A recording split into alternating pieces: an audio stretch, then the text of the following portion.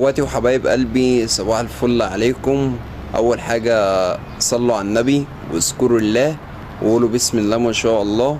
بأمر الله تعالى دي هتبقى السلاكة بتاعتنا الجديدة. تعالوا بقى ايه نفرجكم عليها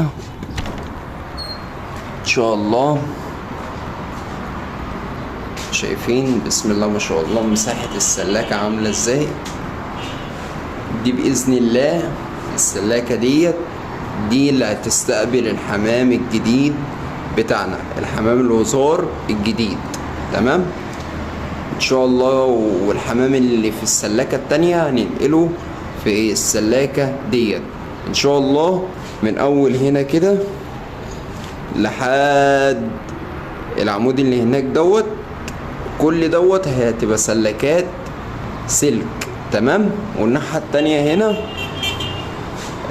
هنحط بإذن الله وشاش خشب.